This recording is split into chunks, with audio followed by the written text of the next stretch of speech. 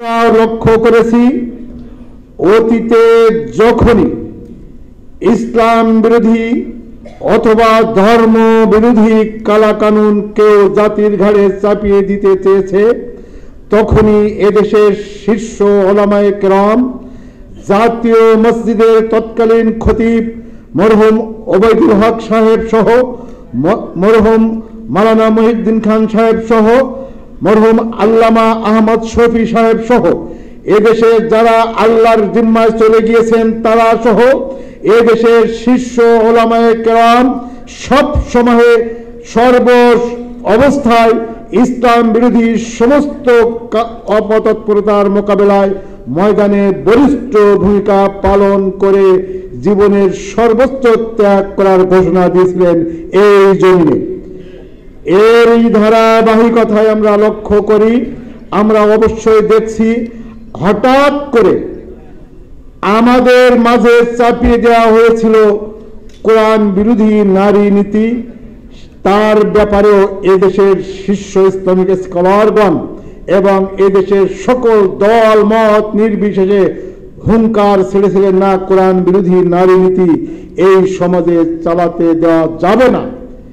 কিন্তু সেটিও ওইভাবে ধামাচাপা দেওয়া থাকলেও হঠাৎ করে এখন আমাদের সামনে যে প্রাথমিক বিদ্যালয়ে 60,000 65,000 গানের শিক্ষক নিয়োগ দেওয়ার যে প্রজ্ঞাপন জারি করা হয়েছে, আমরা স্পষ্টভাবে আজকে জাতীয়ভাবে যে সেমিনার আহ্বান করা হয়েছে এই সেমিনার থেকে এদেশের সকল দল মত নির্বিশেষে সকল ইসলামিক স্কলারগণের পক্ষ থেকে এবং যত পলিটিক্যাল পার্টি আছে যে যারা এদেশে লিড করেন সকলেই এখানে ঐক্যবদ্ধভাবে যৌথ ঘোষণা দেবেন এদেশে প্রাইমারিতে প্রাথমিক স্তরে অবশ্যই ধর্মীয় শিক্ষক নিয়োগের প্রজ্ঞাপন জারি করতেই হবে ইনশাআল্লাহ।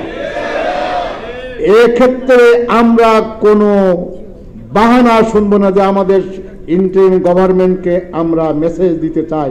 আজকে আমাদের জাতীয় নেতৃবৃন্দ একটু পরে একের পর এক যে দল করেন না কেন ঘোষণা দিবেন ইনশাআল্লাহ যে ইন্টারিম গভর্নমেন্ট যদি বাহানা দেখায় যে আমাদের সামান্য সময় আছে, এই সময়টা সম্ভব নয়, আমরা বলবো আপনারা যেভাবে সম্ভব চিন্তা করেছেন গানের শিক্ষক নিয়োগ দেওয়ার ক্ষেত্রে গানের শিক্ষকের এই প্রজ্ঞাপন বাতিল করতে তো কোনো সমস্যা আপনার নেই।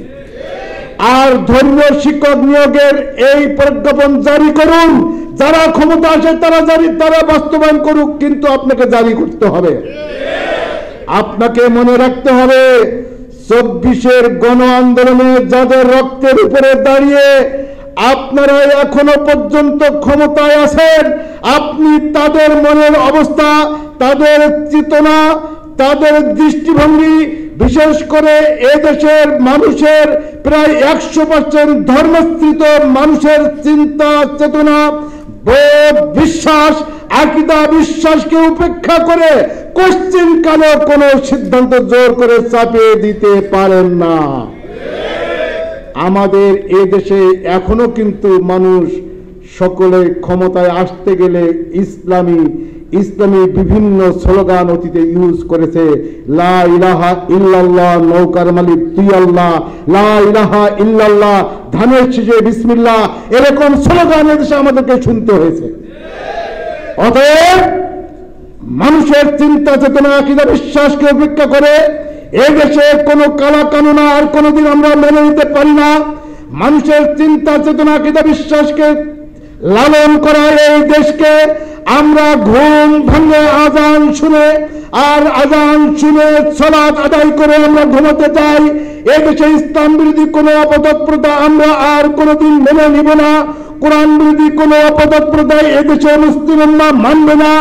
এবং 100% প্রায় ধর্মস্থিত এই দেশে শুধু মুসলিম উম্মাহ নয়, মুসলিম হিন্দু জাতি ধর্ম নির্বিশেষে এদেশে ইসলাম বিরোধী ধর্ম বিরোধী কোন কানুন এদেশে কোনোদিন আর বাস্তবায়ন হতে দেওয়া যাবে না ইনশাআল্লাহ।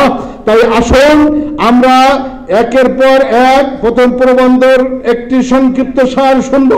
একের পর এক জাতীয় নেতৃবৃন্দ, শীর্ষ ইসলামিক স্কলারবৃন্দ বক্তব্য রাখবেন। আমরা অবশ্যই এই দেশকে সন্ত্রাসমুক্ত, দুর্নীতিমুক্ত, অন্যায়মুক্ত, অপরাধমুক্ত, আদর্শিক মানবিক সমাজ গঠনের লক্ষ্যে এই দেশের দল মত নির্বিশেষে সকলে ঐক্যবদ্ধ থাকবে ইনশাআল্লাহ। আল্লাহ তাআলা আমাদেরকে সেই তৌফিক দান করুন, আমিন। আসসালামু আলাইকুম ওয়া রাহমাতুল্লাহি ওয়া বারাকাতুহু।